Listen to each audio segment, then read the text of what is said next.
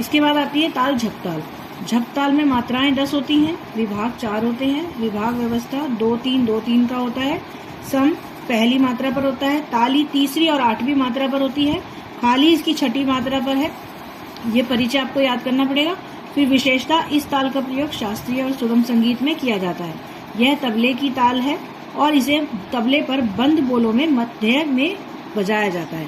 अब इसकी ठाड़ एक गुण जो है, मात्राएं इसमें 10 हैं, 10 मात्राएं लिखकर धी ना, धी ना, ती ना, धी ना, ये बोल याद करने हैं। उसके बाद इसमें 2-3-2-3 मात्राओं की विभाग व्यवस्था थी, तो 2 के बाद विभाग, 3 के बाद विभाग, फिर 2 के बाद विभाग। ठीक है। फिर हर विभाग की पहली मात्रा के नीचे चिन्ह लगाना है, यानी सम का चिन्ह, फिर 3 पर दूसरी ताली, 8 पर तीसरी ताली और 6ठी पर खाली। ठीक है।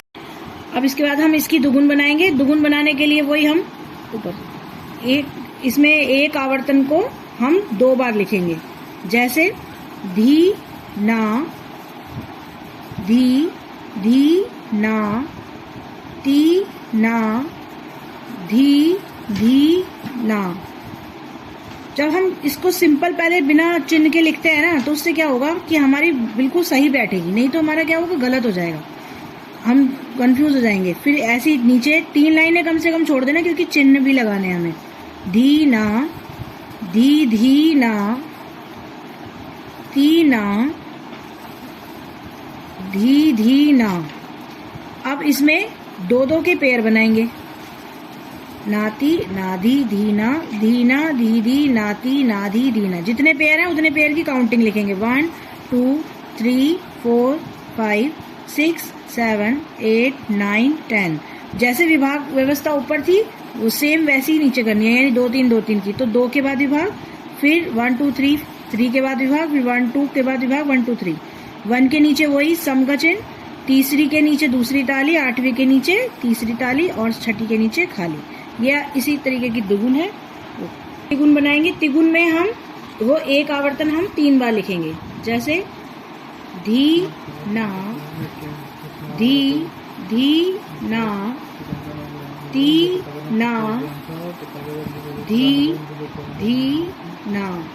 फिर उसके बाद इसी के आगे चल दो, धी ना, 3 लाइनें छोड़ दें, धी ना, ती ना, धी ना। ये 2 आवर्तन हुआ है। अभी तीसरा आवर्तन करना है, धी ना, धी ना, फिर यहाँ ती ना, धी ना।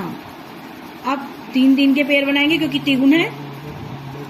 ना धी ना, धी ना, धी ना धी, ना ती ना धी ना धी, ना धी ना ती ना। अब इसको डैश करके लिख दिया। अब जितने पेयर हैं उतने पेयर की काउंटिंग लिखेंगे। 1 2 3 4 आने हमारे पूरे 10 चाहिए, तभी हमारी सही होगी। अगर आपके नंबर सही नहीं आते तो इसका मतलब आपने कहीं छोड़ दिया है कुछ। तो अब यहाँ पर विभाग बनाएंगे 2-3 मात्राओं के। तो 2 1 2 3 के बाद 1 2 और यहाँ पे 2 के बाद फिर 1 2 3 हो गया। फिर 1 के नीचे सम का चिन्ह, 3 के नीचे दूसरी ताली, 6 के नीचे खाली और 8 के नीचे तीसरी ताली। ठीक है। अब बनाएंगे हम इसकी चौगुन। चौगुन में एक आवर्तन को हम 4 बार लिखेंगे। धी ना, धी ना, ती ना, धी ना। फिर उसके बाद दोबारा धी ना, धी ना, ती ना, धी ना। फिर धी ना, धी ना, ती ना, धी ना। एक बार और, धी ना।